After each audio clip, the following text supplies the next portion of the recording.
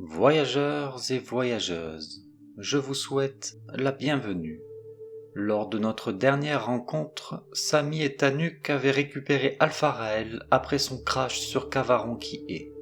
Allons observer la suite de leurs aventures dans ce nouveau fragment de vie.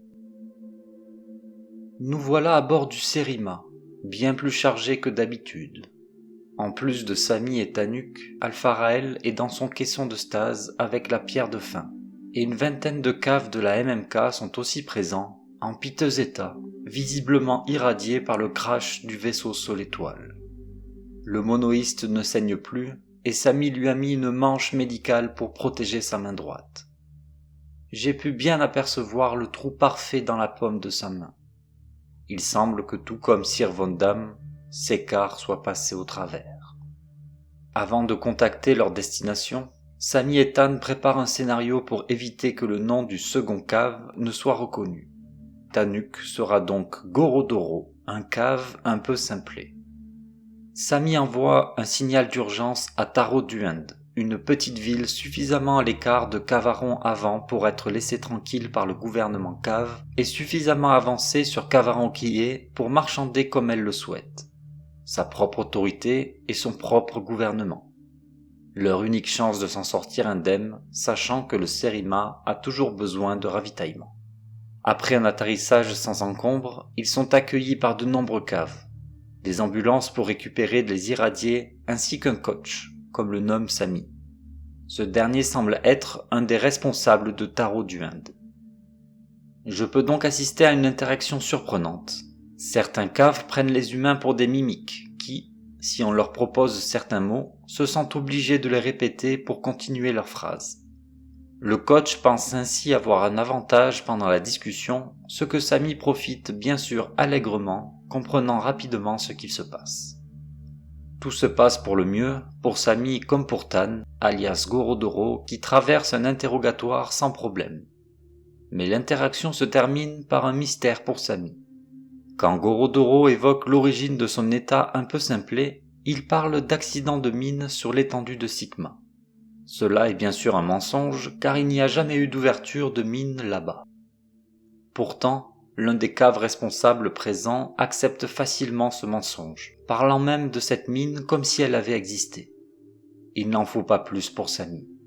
Sa curiosité s'est activée. Et elle veut en savoir plus. Samy se rend donc en ville, avec comme but précieux de satisfaire cette curiosité. Et elle va l'être. Il réussit à apprendre que comme le lui avait annoncé Tanuk, le cours de la moxite a en effet baissé à cause des mines sur l'étendue de Sigma et avait créé une faillite chez certains caves, dont le coach de Taro-Duend. Ces derniers n'ont d'ailleurs pas du tout l'air d'être au courant qu'aucune mine ne s'est ouverte sur Sigma. Le mystère reste entier, mais Samy possède maintenant un peu plus d'éléments.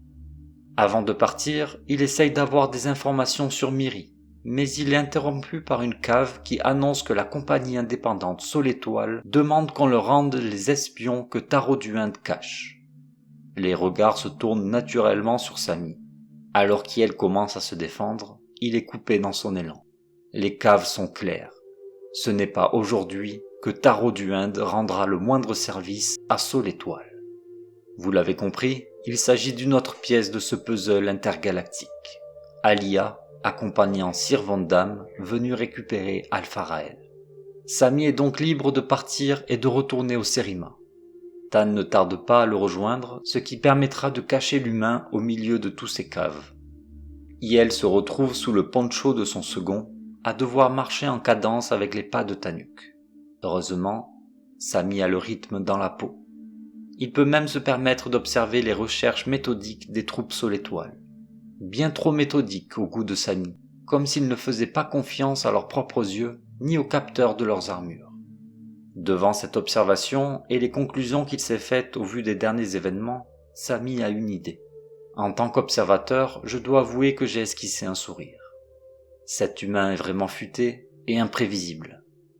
Alors qu'ils sont proches d'un point de rendez-vous des troupes Sol-Étoile, Samy se libère du poncho de Tan et saute devant un mécan d'inspection de la compagnie indépendante et agite ses bras pour attirer son attention. À cet exact moment, un cave balance une fusée de détresse directement sur le mécan, qui voit ses capteurs immédiatement se brouiller et se recalibrer sur l'assaillant. Les habitants de Taro-du-Inde se regroupent autour de lui et commencent à manifester leur mécontentement face à cette invasion territoriale. Samy a la confirmation qu'elle attendait. Ils ont de la chance. Beaucoup de chance. L'artefact de l'homme de métal donne de la chance. S'ils doivent s'échapper, ils y parviendront, quoi qu'ils fassent. Tanuk a des doutes, les tensions qui montent autour de lui n'arrangent rien. Samy essaie de le rassurer. Il y a encore une version de cette histoire de possible. Celle où tout le monde disparaît, sauf eux, comme sur l'étendue de Sigma. Et si, au lieu que les mines de Sigma n'aient jamais ouvertes, les mineurs avaient simplement disparu d'un coup quand Samy et Tan étaient arrivés? La pierre de fin est-elle capable d'un tel exploit métaphysique? Du peu que j'ai pu observer, je dirais que oui. Et Samy en est arrivé à la même conclusion. Cela ne rassure pas Tan pour autant. Il propose à son capitaine de remettre la pierre à la compagnie indépendante Sol Étoile et de se débarrasser de ce fardeau. Mais cela n'est pas une option envisageable pour Samy. L'homme de métal a dit qu'il pouvait réparer le Sérima. Si le Sérima n'est pas réparé, comment vont-ils pouvoir continuer de chercher la petite Miri? Le choix est simple parce qu'il n'y en a qu'un seul. Samy et Samy. Et c'est à ce moment que les caves réunis autour des chevaliers Sol Étoile décident de charger les envahisseurs. Une parfaite diversion au parfait moment pour nos deux amis qui s'empressent de retourner au Sérima. Ils se rendent compte que quelqu'un l'a découvert, un vaisseau s'étant posé non loin. Il n'y a plus de temps à perdre, il faut décoller. Samy se précipite à l'intérieur de son vaisseau et se fait immédiatement tirer dessus, au niveau du cœur. Et le même sort attend Tan. L'humain et le cave sont morts, tués par une écuyère Sol Étoile qui a retrouvé Alpha Raël et ce fameux artefact, et qui compte bien se sacrifier à la place de son chevalier. C'est ainsi que périssent Samy et Tanuk par le gladiateur Dahlia. Je ressens bien que l'écuyère ne vit pas très bien cette double exécution. Mais de son point de vue, ils allaient mourir dans tous les cas, quand Sir Vondaam aurait lancé l'ordre d'annihilation de Taro-du-Inde. Il ne pouvait simplement pas l'empêcher d'accomplir sa mission. Rien ne le peut. À moins que... La pierre de fin a d'autres idées en tête, j'en suis certain. Nous aurons très prochainement des éclaircissements sur la situation, et je vous raconterai tout ça dans un prochain fragment de vie.